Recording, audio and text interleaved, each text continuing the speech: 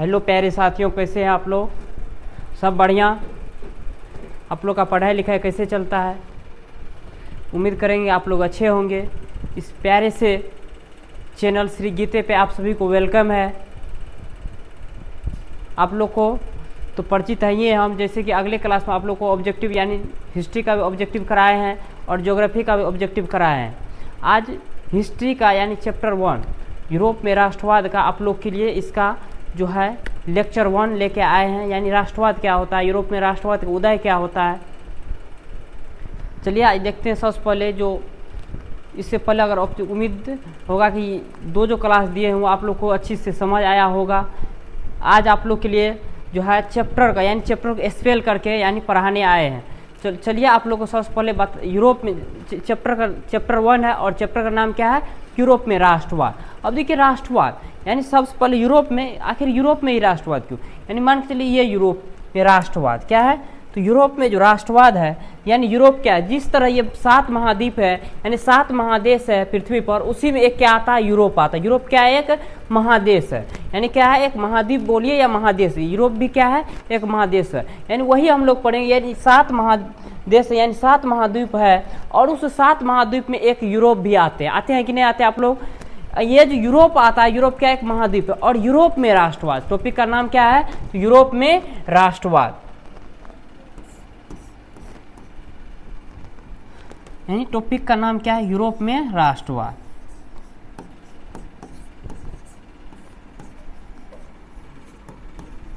Europe में राष्ट्रवाद। अब देखिए यूरोप में राष्ट्रवाद टॉपिक का नाम है यूरोप, यानी जो ये यूरोप है यानी यूरोप में राष्ट्रवाद, यानी यूरोप क्या एक महादेश है, क्या है, महादेश है।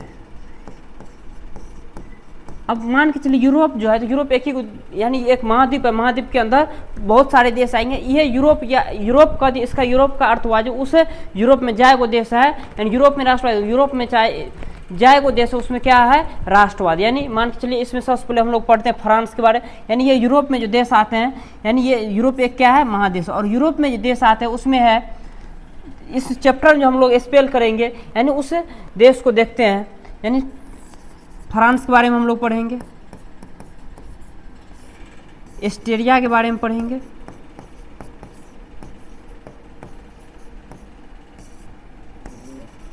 जर्मनी के बारे में पढ़ेंगे,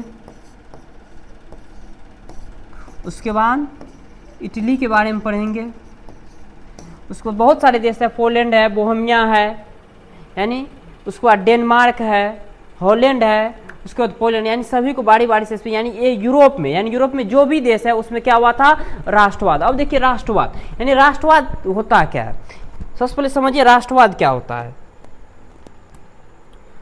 अब देखिए राष्ट्रवाद मान के चलिए राष्ट्रवाद का अर्थ क्या, देश प्रेम। राष्ट्रवाद का अर्थ क्या होता है, देश प्रेम। यानी एग्जाम्पल भी देखिए, मान के चलिए भारत और पाकिस्तान के बीच क्या हो रहा है, मैच हो रहा है, और भारत और पाकिस्तान के बीच मैच हो रहा है। अगर इंडिया बैटिंग पे है, इंडिया बैटिंग पे है, तो हम लोग ये आशा नहीं करते, हम लोग इंडिया वाले ये आशा नहीं करते हैं कि इंडिया क्या हो, तो विकेट गिरे। और अगर पाकिस्तान बॉलिंग करता है तो पाकिस्तान वाला ये नहीं चाहेगा कि जो इंडिया का बॉलिंग यानी विकेट गिरे। पाकिस्तान वाला क्या चाहेगा, तो इंडिया का जल्दी जल्दी विकेट गिरे, लेकिन हम लोग चाहेंगे नहीं।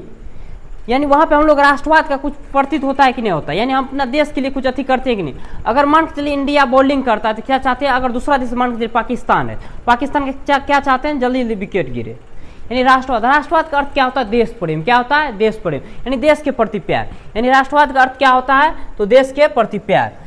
सिंपल भाषा में इसको समझिए, राष्ट्रवाद का अर्थ क्या होता है, देश के प्रति प्यार। क्या होता है, देश के प्रति प्यार।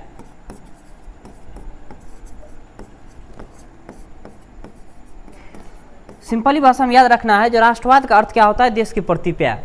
मान के चलिए एक होता है प्रेमवाद। मान के चलिए आप किसी से लव करते हैं, ठीक है, आप लव करते हैं, अगर मान के चलिए उस पर किसी दूसरे लड़का का नजर गया, उस पर क्या कहते हैं, उस लड़का क्या कहते हैं, अच्छा तू हमरा पर नजर देता है, तो उसको क्या करते हैं, यानी उस लड़का को टॉर्चर करते हैं कि नहीं करते, यानी उस लड़का को टॉर्चर करते, वहाँ प्रेमवादी दिखाता है कि नहीं, प्रेमवाद दिखता है कि नहीं दिखता। उसी तरह यहाँ क्या है, राष्ट्रवाद है।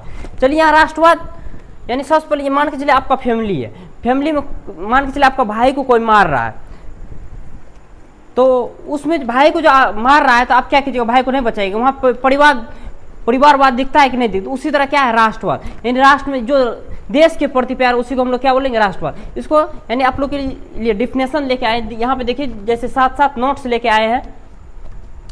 किसी भी राष्ट्र के प्रति के सदस्यों में एक साझा पहचान को बढ़ावा देने वाली विचारधारा को राष्ट्रवाद कहते हैं। यानी मान के किसी भी राष्ट्र हो, चाहे भारत हो, पाकिस्तान हो, नेपाल हो, किसी भी राष्ट्र के प्रति एक साझा पहचान को बढ़ावा देने वाली विचारधारा को क्या कहते हैं हम लोग राष्ट्रवाद कहते हैं। चाहे वह किसी भी राष्ट्र हो जो अपनी राष्ट्र के सदस्यों में एक साझा पहचान की बढ़ावा देने वाली विचारधारा को क्या कहते हैं तो राष्ट्रवाद कहते हैं। राष्ट्रवाद की भावना जरे जमाने में राष्ट्रीय ध्वज, यानी मान के चलिए जो कुछ राष्ट्रवाद की प्रतीक होता है, जैसे हम लोग राष्ट्रवाद के प्रतीक के लिए राष्ट्रीय ध्वज यानी तिरंगा को ले लीजिए, भारत माँ को ले लीजिए, यानी एक हम लोग इमेज, यानी जब तक मान के चलिए जो एक इमेज, यानी एक इमेज जैसे तिरंगा है, यानी हम लोग का राष्ट्रवाद की प्रतीक है कि नहीं। भारत माँ की इमेज है, वह हम लोग के लिए राष्ट्रवाद का प्रतीक है कि नहीं। राष्ट्रगान है, राष्ट्रगीत है, ये सब क्या है राष्ट्रवाद का एक प्रतीक है। यानी राष्ट्रवाद किसी भी राष्ट्र के सदस्यों में राष्ट्र के प्रति साझा पहचान को बढ़ावा देने वाली विचारधारा क्या कहलाएगा राष्ट्रवाद। और यह राष्ट्रवाद का सिंपली भाषा में अर्थ रखना है, राष्ट्रवाद होता क्या। यानी राष्ट्रवाद का अर्थ क्या होता है देश के प्रति प्यार। क्या होता है देश के प्रति प्यार। चलिए अब देखते हैं राष्ट्रवाद, यानी यूरोप में जो राष्ट्रवाद का उदय हुआ कब हुआ, क्यों हुआ। यानी सबसे पहले यूरोप में जो राष्ट्रवाद का उदय हुआ, सबसे पहले यही देखेंगे हम लोग राष्ट्रवाद का उदय जो हुआ यानी यूरोप में ही क्यों हुआ, कैसे हुआ। पहले राष्ट्रवाद की भावना थी लोगों में कि नहीं थी। अब है टॉपिक यूरोप में राष्ट्रवाद का उदय। क्या है तो यूरोप में राष्ट्रवाद का उदय टॉपिक है। इस उम्मीद करते हैं आप लोग जो राष्ट्रवाद अभी बताए वह समझ आ गया होगा। और आगे जो है वह है यूरोप में राष्ट्रवाद का उदय। अगला टॉपिक क्या है तो यूरोप में राष्ट्रवाद का उदय। यानी सबसे पहले यूरोप में जो राष्ट्रवाद का उदय हुआ था ये पुनर्जागरण काल में हो चुका था। यानी भारत ये जो यूरोप में जो राष्ट्रवाद हुआ था ये कब हुआ था तो पुनर्जागरण काल में। कब हुआ था तो पुनर्जागरण काल में। यानी ये जो यूरोप में राष्ट्रवाद का उदय हुआ था तो कब हुआ था तो पुनर्जागरण काल में। अब देखिए पुनर्जागरण काल का अर्थ क्या होता है। यानी सर तो बोले हैं जो राष्ट्रवाद का जो उदय हुआ था कब हुआ था तो पुनर्जागरण काल में। अब पुनर्जागरण काल पते नहीं क्या होता है। यानी ये जो पुनर्जागरण काल होता है यानी ये 14वीं शताब्दी से लेकर 14वीं शताब्दी से लेकर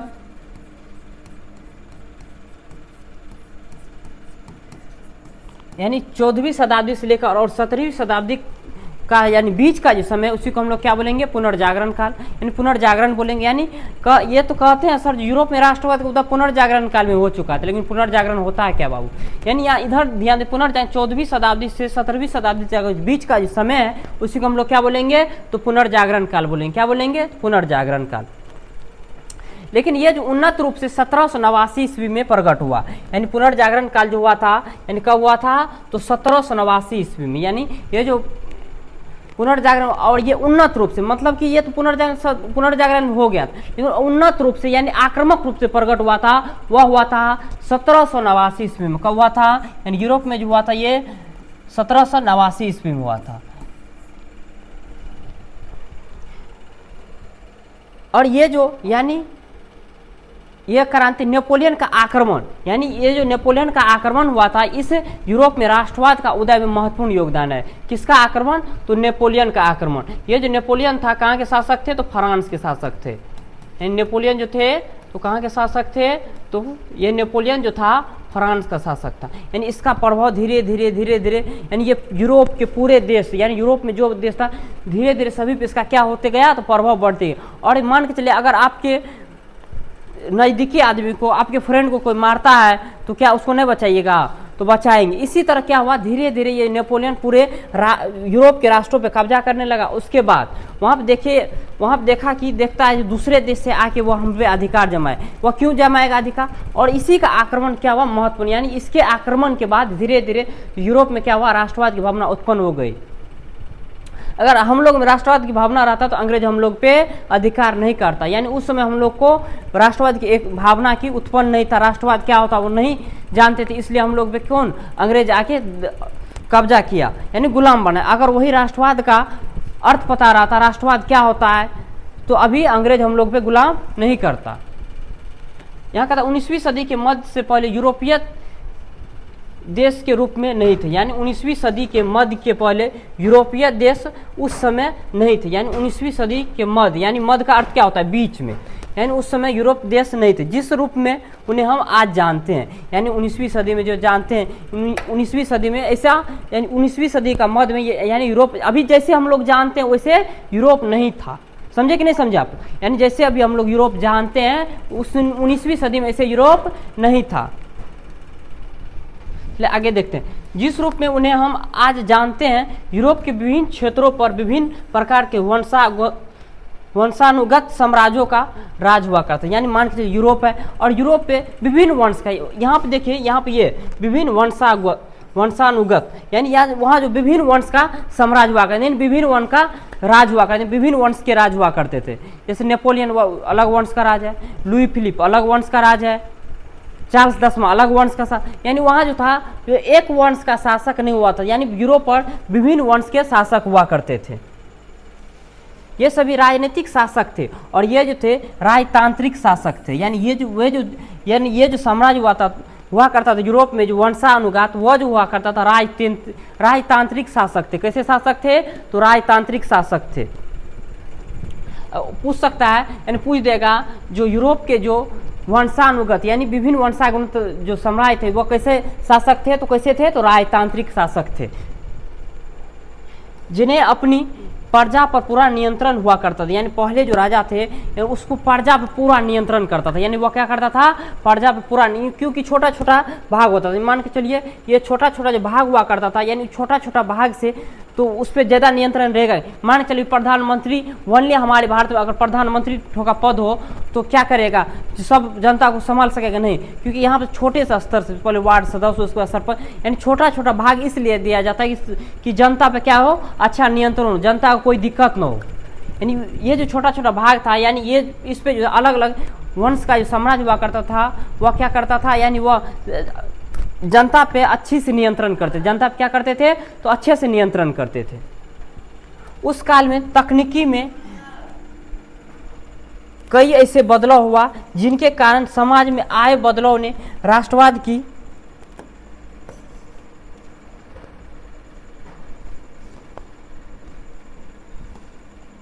और उस काल में, यानी जिस समय में ये राष्ट्रवाद की भावना को जन्म दिया, यानी उस काल में बहुत सी तकनीकी में बदलाव आए। यानी तकनीकी अर्थ क्या? बहुत सी साइंटिक, यानी बहुत सी तकनीकी, जैसे मान कोई नया नया वस्तु का क्या हुआ, जैसे जैसे राष्ट्रवाद की भावना को उत्पन्न हुआ उसी तरह फिर से एक बार इसको आप लोग को समझिए। यानी यूरोप में राष्ट्रवाद का उदय हुआ था, वह कब हुआ था? तो 19वीं, यानी ये जो पुनर्जागरण काल में हो चुका था। कब हुआ था? पुनर्जागरण काल में। यानी ये जो उन्नत रूप से प्रकट हुआ था वह 1789 ईस्वी में हुआ था। कब हुआ था? तो 1789 ईस्वी में हुआ था। और ये जो हुआ था, यानी राष्ट्रवाद की भावना का जो यूरोप में लोगों में आया था वह नेपोलियन क्रांति के बाद आया था। कब आया था? तो नेपोलियन क्रांति के बाद आया था।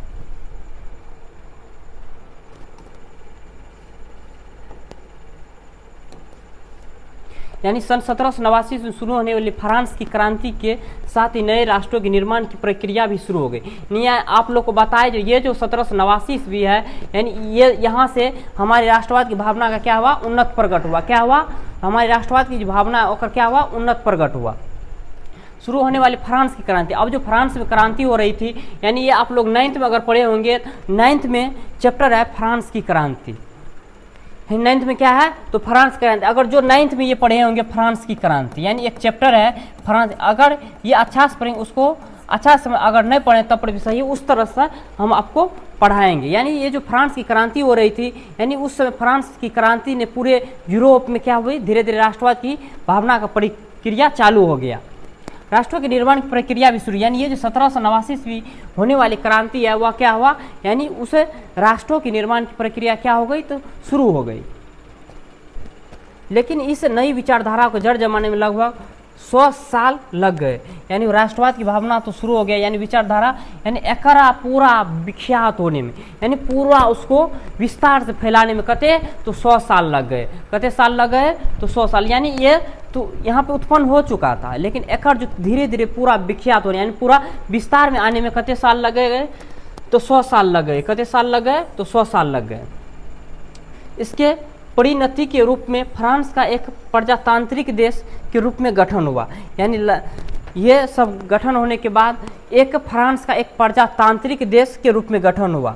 समझे कि नहीं समझे? प्रजातांत्रिक का अर्थ क्या होता है? यानी प्रजा द्वारा चलाए गए शासन को क्या बोलेंगे? प्रजातांत्रिक। यानी यहाँ जो था उसके बाद जो फ्रांस का जो यानी उसमें जो राजनीति का गठन हुआ कैसा हुआ? प्रजातांत्रिक। पहले जो था वह कैसा था? तो राजतंत्र था। कैसा था? यानी फ्रांस में था, यानी क्रांति से पहले, यानी क्रांति से पहले कैसा था? तो राजतंत्र व्यवस्था थी। कैसी व्यवस्था थी? तो राजतंत्र व्यवस्था थी। पूछ सकता है यानी ये जो क्रांति हुआ था उसके बाद, यानी उसके बाद जब फ्रांस का जो क्रांति हुआ तो वह कैसा हुआ? यानी उसमें जो शासन चलता था कैसी शासन प्रणाली चलती थी? तो राजतंत्र प्रणाली चलती। और उस क्रांति के बाद यानी लगभग 100 साल के बाद जो फ्रांस का जो शासन व्यवस्था रहा वह कैसा रहा? तो प्रजातांत्रिक देश था। यानी कैसा बन गया? प्रजातांत्रिक रूप में गठन हुआ। यही सिलसिला यूरोप के अन्य भागों में भी चलने लगा। यानी यह सिलसिला सबसे पहले कहाँ पे? अगर सबसे पहले अगर राष्ट्रवाद की भावना हुआ उत्पन्न हुआ तो ये यूरोप का जो देश है, यानी ये जो यूरोप का देश है, यानी यूरोप में एक महादेश, और उस यूरोप में के देश में जो सबसे पहला देश था फ्रांस, और उस फ्रांस में सबसे पहले क्या हुआ था? राष्ट्रवाद की भावना का उत्पन्न हुआ था। अगर ऑब्जेक्टिव पूछ सकता है जो राष्ट्रवाद की भावना का जो अगर नहीं पढ़ेंगे तो समझ अच्छी से आएगा, लेकिन जो ये राष्ट्रवाद की भावना अगर पूछेगा तो यूरोप में कौन सा देश हुआ? तो सबसे पहले तो कहाँ बोलेंगे हम लोग? तो फ्रांस में। कहाँ पे हुआ था? तो फ्रांस में। यही सिलसिला पूरे यूरोप के अन्य भाग में, यानी ये जो राष्ट्रवाद की भावना का सिलसिला था धीरे धीरे क्या होने लगा? यूरोप के सभी देशों में क्या होने लगे? पड़ने लगे। 20वीं सदी की शुरुआत आते आते विश्व के कई भागों में आधुनिक प्रजातांत्रिक व्यवस्था की सबसे पहले ये अगर पूछेगा तो प्रजातांत्रिक व्यवस्था कहाँ था? तो फ्रांस में। और धीरे धीरे जैसे जैसे समय बीतते गया अन्य भागों में, यानी विश्व के अन्य भागों में वहाँ पे कैसी शासन प्रणाली व्यवस्था होने लगी? तो लोकतंत्र यानी प्रजातांत्रिक व्यवस्था क्या होने लगी? लागू होने लगी। इससे पहले प्रजातांत्रिक व्यवस्था तो कौन सा था? तो राजतंत्र था। और जैसे जैसे समय बीतते गया राष्ट्रवाद की भावना को उत्पन्न होते गया, उसी तरह विश्व के अन्य कई भागों में क्या होने लगा? तो वहाँ पे प्रजातांत्रिक व्यवस्था लागू होते गया।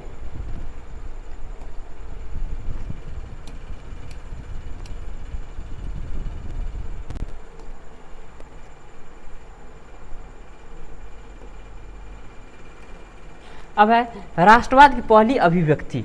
अब है जो क्या है? राष्ट्रवाद की पहली अभिव्यक्ति।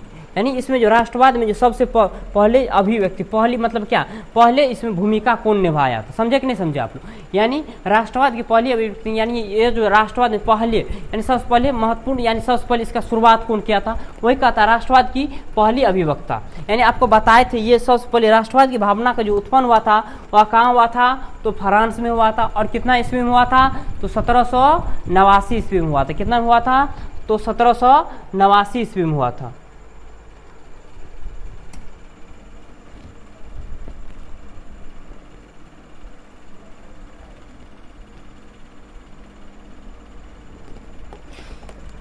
यानी कितना ईस्वी में? तो 1789 ईस्वी में हुआ था। यानी फ्रांसीसी क्रांति के कारण फ्रांस की राजनीतिक और संविधान में कई बदलाव आए। जैसे जैसे ये फ्रांसीसी क्रांति हुआ तो यानी ये जो फ्रांसीसी क्रांति हुआ तो उसी तरह जैसे जैसे फ्रांसीसी क्रांति हुआ कारण के कारण वहाँ का राजनीति और संविधान में क्या हुए? तो बदलाव आए। यानी ये जो पूछ देंगे तो फ्रांसीसी क्रांति, यानी ये जो फ्रांसीसी क्रांति कब हुए थे? तो यानी ये जो हुआ था 1789 ईस्वी में। और सत्ता का स्थानांतरण राजाओं के एक ऐसी संस्था को हुआ।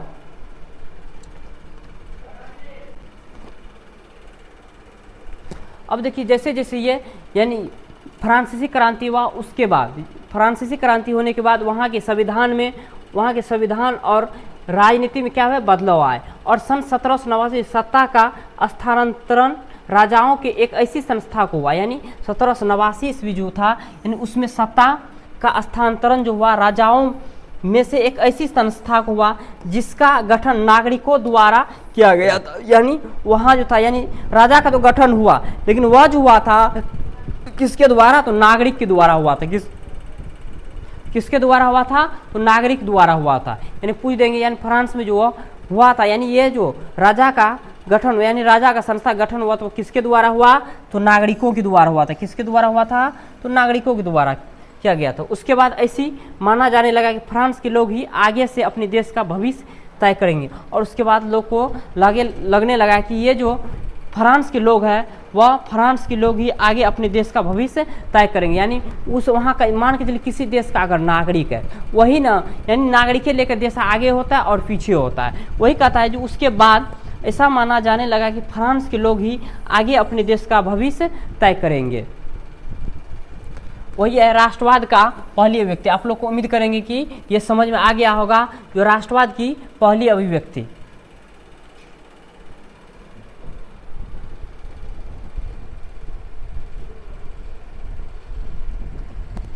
चलिए अब है राष्ट्रवाद की भावना की रचना। मान लीजिए राष्ट्रवाद की भावना का रचना कैसे हुआ, यानी ये जो यूरोप में राष्ट्रवाद हुआ था, यानी ये राष्ट्रवाद की भावना का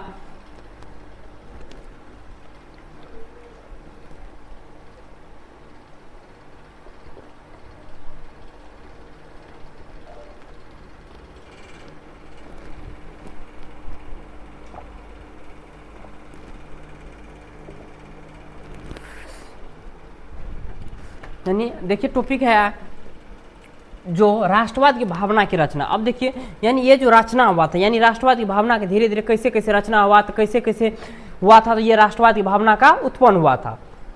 अब देखिए क्रांतिकारियों लोगों में एक साझा पहचान की भावना स्थापित करने के लिए कई कदम उठाए। यानी ये क्रांतिकारियों ने, यानी जो क्रांति करता है उसी को हम लोग क्या बोलेंगे, क्रांतिकारियों ने।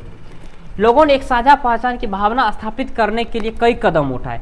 यानी ये जो क्रांतिकारी थे लोगों में भावना उत्पन्न, यानी राष्ट्रवाद की भावना को आग भड़काने के लिए, क्या आग भड़काने के, यानी उसको उत्पन्न, राष्ट्रवाद की भावना को उत्पन्न करने के लिए कई कदम उठाए, यानी कई कदम स्थापित किए। उनमें से कुछ निम्नलिखित है, यानी इसमें बहुत सारे हैं, यानी बहुत सारे कदम उठाए। यानी वहाँ का जो क्रांतिकारी था यानी बहुत सारे कदम उठाए वहाँ के लोगों में कुछ तो राष्ट्रवाद की भावना को उत्पन्न करने में। चलिए फर्स्ट है, यानी उसमें फर्स्ट पॉइंट है जो एक पृथ्वीभूमि और उसके नागरिकों की भावना का प्रचार, जिससे एक ऐसी समाज की अवधारणा को बल मिले जिसमें लोगों को संविधान से समान अधिकार प्राप्त हो। यानी सबसे पहले वहाँ जो उसके नागरिक, यानी वहाँ का जो नागरिक की भावना, यानी वहाँ जो नागरिक की भावना था, यानी नागरिक की भावना का प्रचार जिससे एक ऐसी समाज की अवधारणा को बल मिले। यानी मान के चलिए एक ऐसे समाज की अवधारणा को बल जिससे लोगों को संविधान से समान अधिकार, मान के जो अभी संविधान है उससे अधिकार सबको बराबर, यानी उस संविधान के अंदर अधिकार सबको उसी यहाँ पे सबसे पहले जो संविधान के समान अधिकार प्राप्त हो। यानी फर्स्ट पॉइंट जो था, यानी किसी भी नागरिक को भावना का प्रचार, ऐसे समाज की अवधारणा को बल मिले जिसमें लोगों को संविधान से समान प्राप्त मिले। अब है दूसरा पॉइंट, तो राजशाही प्रतीक को हटाकर नए फ्रांसीसी झंडे का इस्तेमाल किया गया जो एक तिरंगा था। यानी वहाँ जो था पहले मान के किसी पार्टी का, यानी पहले राजा का प्रतीक होता था, किसका, राजशाही प्रतीक, यानी सबका मान के अलग अलग वंश का राजा, तो सबका अपना अपना क्या होता था, तो प्रतीक होता था। और उसी तरह जो क्या किया, तो वहाँ का राजशाही, यानी यूरोप में जो था राजशाही, यानी विभिन्न वंशागत का राजा हुआ करता था, उस राजाओं को यानी राजशाही प्रतीक को हटाकर वहाँ पर कुछ चीज़ अपना, यानी मान के चलिए अभी इंडिया है, भारत है, मान के चलिए भारत, और भारत में अगर 28 राज्य है, 28 राज्य, उसमें अलग अलग झंडा पॉसिबल है, नहीं है। उसी तरह यहाँ जो था राजशाही, यानी अलग अलग राजा का अलग अलग झंडा हुआ करते, यानी उसको हटाकर एक फ्रांसीसी झंडे का इस्तेमाल किया गया जो एक तिरंगा था। यानी एक फ्रांसीसी झंडा का इस्तेमाल किया गया था, वह क्या था, एक तिरंगा था।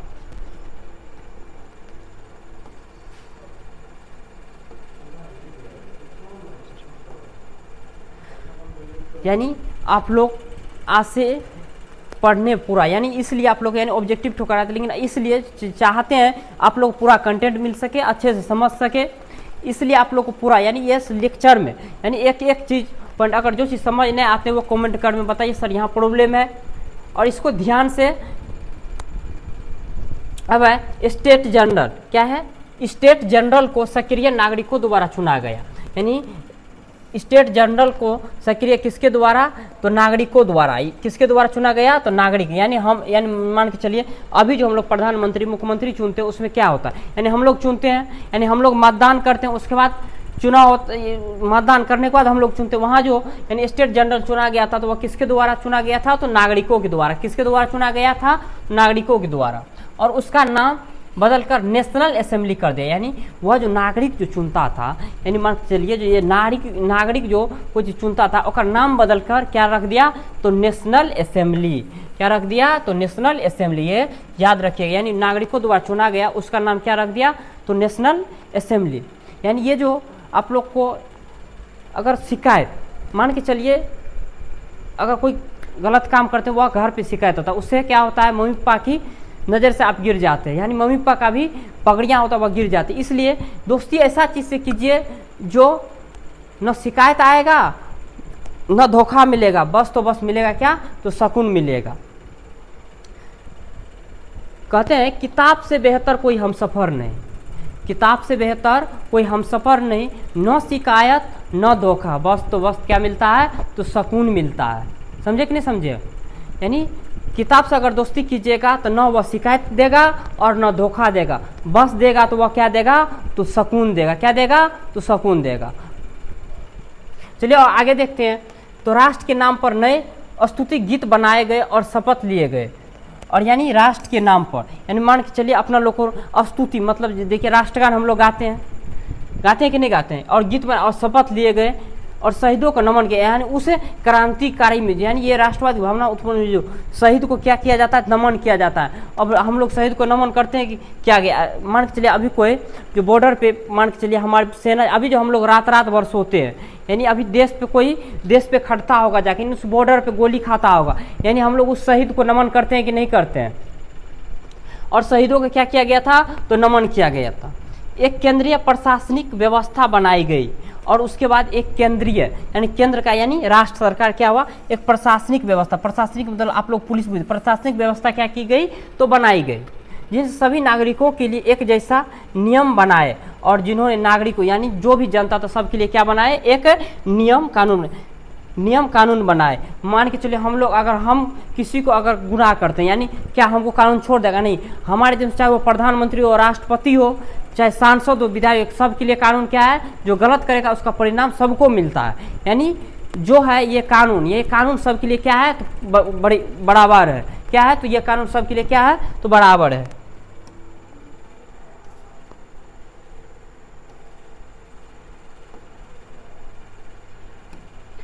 फ्रांस के भूभाग में प्रचलित कस्टम ड्यूटी को समाप्त किया गया। और फ्रांस में जो भूभाग में प्रचलित था, यानी वहाँ जो भूभाग मतलब भूमि के में प्रचलित था कस्टम ड्यूटी। कौन सा ड्यूटी, कस्टम ड्यूटी। यानी उसमें जो था जो कस्टम ड्यूटी क्या किया गया, तो वहाँ पे समाप्त कर दिया। यानी फ्रांस में था भूभाग के लिए कौन सा प्रचलित था, कौन सा ड्यूटी, तो कस्टम ड्यूटी, उसको क्या किया गया, समाप्त किया गया। तो कहाँ पे, तो फ्रांस में।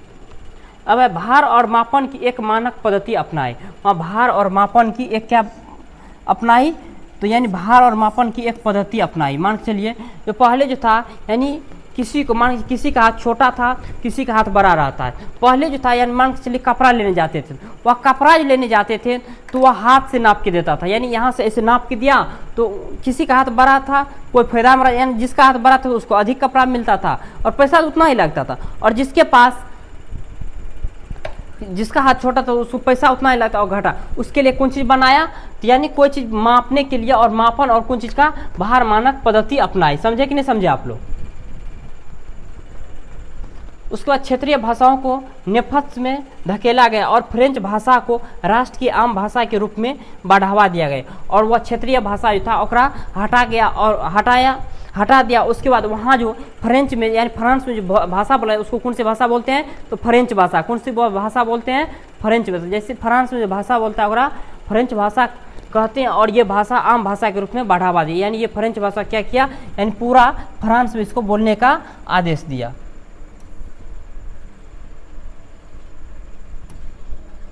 अब देखिए यानी ये जो आप लोग को टॉपिक बताए राष्ट्रवाद, उसके बाद यूरोप में राष्ट्रवाद, अब इसके राष्ट्रवाद की पहली अभिव्यक्ति, उसके बाद राष्ट्रवाद की भावना की रचना, उसके बाद टॉपिक आता है यूरोप के अन्य भागों पर प्रभाव। यानी जैसे जैसे ये यूरोप का जो था, यानी यूरोप देश था, उस देश पे अन्य भागों पर यानी राष्ट्रवाद की भावना, यानी यूरोप में अन्य भागों पर प्रभाव। कौन चीज़ की प्रभाव, तो राष्ट्रवाद की प्रभाव कैसे पड़ा, यानी क्रांति का प्रभाव कैसे पड़ा।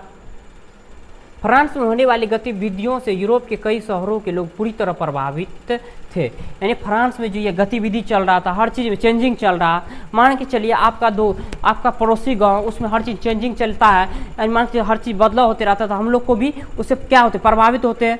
और वही चीज़ यहाँ है, जो फ्रांस में होने वाली गतिविधि था उससे यूरोप के कई शहरों में लोग पूरी तरह क्या हो रहे थे, प्रभावित थे और जोश में आ चुके थे। और पूरा जोश, मान के चलिए जो आपके बगल है, यानी आपके बगल में कोई शहर में काम हो रहा है, आपके शहर में काम नहीं हो रहा है, तो आपको गुस्सा, उनसे आप प्रभावित होंगे और पूरा जोश में, आखिर ओकरा गाँव में हो रहा है तो हमारा में काहे नहीं होगा, यानी उस देश में काम हो रहा है तो हमारा देश में काहे नहीं होगा। अब जोश में आ चुके थे। इसके परिणाम स्वरूप शिक्षित मध्यम वर्गीय लोगों को छात्रों द्वारा यूरोप भर में बदलाव लाने जाने, और वहाँ का जो परिणाम शिक्षित लोग थे, मध्यम वर्गीय लोग थे और वहाँ के जो छात्र थे यानी ये स्टूडेंट थे, द्वारा यूरोप भर में बदलाव लाने जाने लगा। यानी ये शिक्षित और मध्य वर्गीय लोग और वहाँ के छात्रों द्वारा यूरोप में धीरे धीरे क्या होने लगे, तो बदलाव लाने लगे।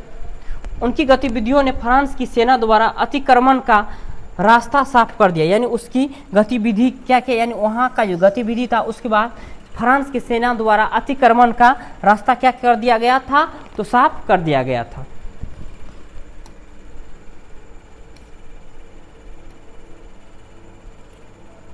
अब जो है 1970 के दशक में, यानी कहते हैं 19, आप देखिए दशक क्या होता है, तो दशक का अर्थ 10 वर्ष और शताब्दी का अर्थ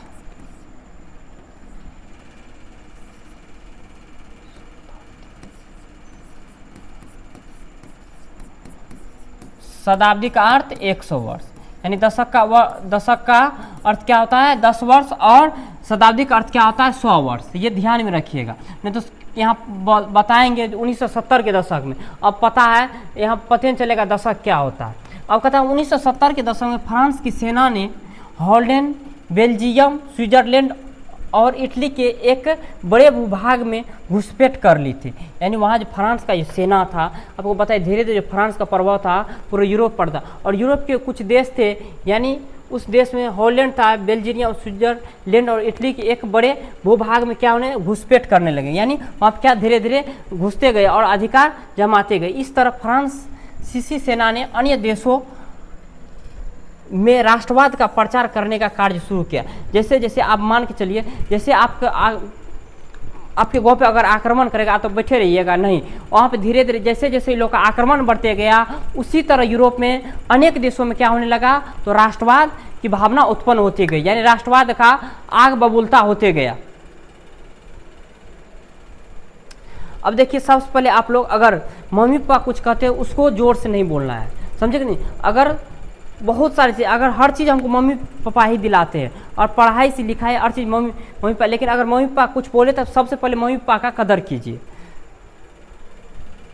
न अपनी कोई रानी है, न अपनी कोई रानी है और न कहानी है, न अपनी कोई रानी है और न ही कहानी है, बस पिता राजा और माँ रानी है। चलिए एक बार फिर से इसको रिवाइज करवाते हैं, यानी एक बार फिर से इसको वन शॉट में देख लीजिए। अब देखिए राष्ट्रवाद, यानी राष्ट्रवाद बताए थे, जो राष्ट्रवाद क्या होता है, यानी ये जो राष्ट्रवाद है यानी देश के प्रति प्यार। राष्ट्रवाद का अर्थ क्या होता है, देश का प्रति प्यार। अब मान के चलिए राष्ट्रवाद, तो राष्ट्रवाद जैसे हर चीज़ में प्रेमवाद भी हो सकता है, परिवारवाद भी हो सकता है, उसी तरह क्या है, तो राष्ट्रवाद है।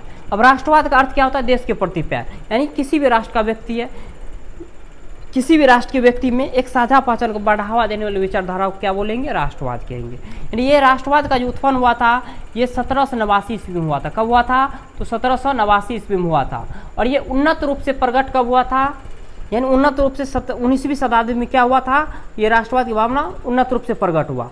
उसके बाद ये जो यानी ये इसका तो उत्पन्न पुनर्जागरण काल में हो चुका था, यानी ये राष्ट्रवाद का जो उत्पन्न है वह कब हुआ था, उन्नत रूप से 1789 ईस्वी में प्रकट हुआ। और उसके बाद ये जो राष्ट्रवाद की भावना उत्पन्न हुआ, इसमें महत्वपूर्ण योगदान नेपोलियन की क्रांति है, यानी नेपोलियन का आक्रमण है। क्या है, तो नेपोलियन का आक्रमण। सबसे पहले ये फ्रांस में जो ये वहाँ पे धीरे धीरे हर चीज़ में बदलाव लाते गए, उसके बाद वहाँ पे धीरे धीरे क्रांति क्या हुआ, उदय हुआ। अब मान के चलिए राष्ट्रवाद का कुछ प्रतीक होते हैं, यानी जैसे झंडा हो गया, यानी तिरंगा हो गया, राष्ट्रगान हो गया, राष्ट्रगीत हो गया, ये सब क्या है? राष्ट्रवाद का एक प्रतीक है। क्या है? राष्ट्रवाद का एक प्रतीक है। और ये जो हुआ था यानी राष्ट्रवाद यानी 100 दशक यानी 100 दशक से ये पूरा विस्तार आने यानी हर एक भागों में क्या होने लगा? राष्ट्रवाद की भावना का उत्पन्न होने लगा। अब है राष्ट्रवाद की पहली अभिव्यक्ति, यानी ये आप लोग को बताया जो राष्ट्रवाद का क्या है? पहली अभिव्यक्ति यानी फ्रांसीसी क्रांति संविधान में, यानी फ्रांस का जैसे जैसे क्रांति हुआ तो वहाँ के फ्रांस के संविधान में बदलाव हुआ, हर चीज़ वहाँ की भाषा में बदलाव हुआ।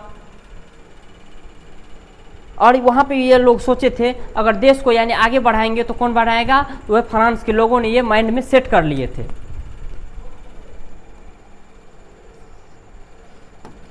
अब है राष्ट्रवाद की भावना की रचना। अब देखिए धीरे धीरे यानी इसके बहुत से कारण है, यानी अभी जो बताए कारण बहुत सी कारण है, हर चीज़ को चेंजिंग करते गए, हर चीज़ में राजा में चेंजिंग हुआ, वहाँ पहले राजतंत्र था तो प्रजातंत्र का स्थापना हुआ, यानी ये जो है यानी इस भावना की निम्नलिखित यानी बहुत से कारण थे। यूरोप के अन्य भागों पर प्रभाव आपको बताइए, यानी ये जो राष्ट्रवाद का प्रभाव था यूरोप के अन्य भागों में जो प्रभाव था यानी ये धीरे धीरे कैसे हुआ? जैसे जैसे नेपोलियन का गतिविधि यानी जैसे जैसे देशों पर अन्य देशों पर घुसपैठ करने लगा, वहाँ पे धीरे धीरे आक्रमण करने लगा, तो वो धीरे धीरे क्या होने हर एक देश में राष्ट्रवाद की भावना का उत्पन्न होने लगा। उम्मीद करते हैं कि आप लोग यहाँ तक समझ गए होंगे। चलिए आज यहीं तक, और अगले क्लास में इससे आगे यानी यूरोप के अन्य भागों पर प्रभाव इससे आगे अगले क्लास में लेके आएंगे।